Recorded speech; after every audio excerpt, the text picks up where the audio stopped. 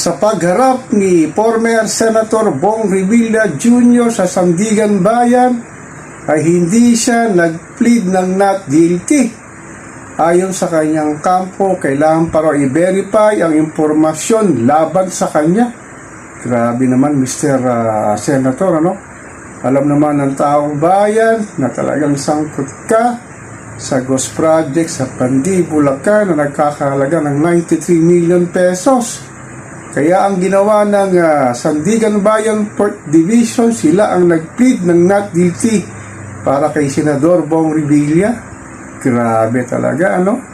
Pero bago pa siya humarap sa Sandigan Bayan, nagkaroon pa ng prayer rally ang kanyang pamilya sa kanyang baluarte kasama ng kanyang mga taga-suporta sa pangunguna nga ni Congresswoman Lani Mercado ng Bacoor, Cavite, kasama ang kanilang mga anak at iba pang sinasabing nakikisimpatya sa kanya.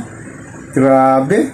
Samantala nung panahon ng PDAP na ang pangunahing saksi ay si Napoles, ay sinasabi nagkamkam din ito ng salapi dito sa ating mahal na inang bayan na nagkakahalaga ng 125 million pesos.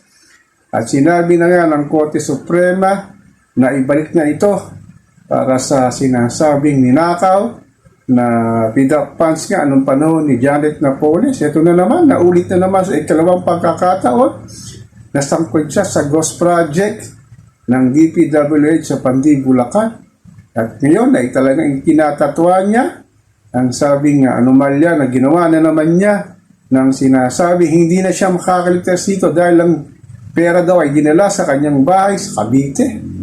Grabe, ano? Talagang malapelikula itong sinasabing ginagawa ni alias Pogi, Senator Bong Revilla. Talagang grabe ang kanyang pandarambong dito sa ating mahal na inang bayan na hindi na nagbago, inulit pa.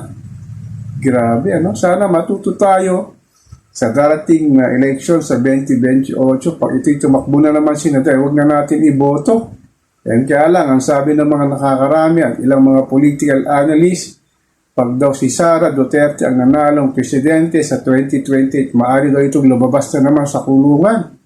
Sana wag na nating payagan na ito'y lumabas pa at makumbik na siya at habang buhay na siyang makulong sa bilangguan talaga sa kanyang mga ginagawang pandarambong ng salapi ng taong bayan dito sa ating mahal na inang bayan. Ano?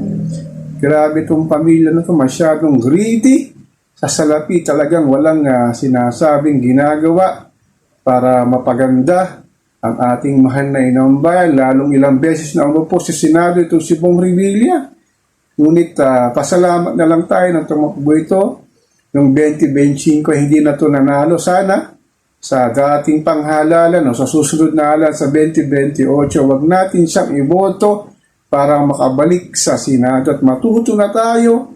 Lalo na yung mga hindi pa nakukulong na sinasabi mga congressman, mga kongresista na congressman, yung mga kontraktor na kongresista at kongresista na kontraktor na talagang isinasama dito sa pandarambong sa ating mahal na inang bayan kasama ilang senador na talagang hindi pa na sinasabing na bibigyan ng warrant of arrest para talagang dalhin din sa selda kasama to si Bong Revilla.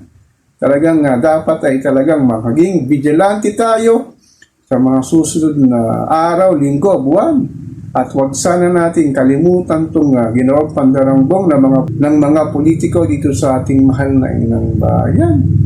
So ako po si Papa Ken, patuloy po akong magmimiro na magmamatsyag dito sa pang-araw-araw nating buhay at kaganapan dito sa ating mahal na inang bayan.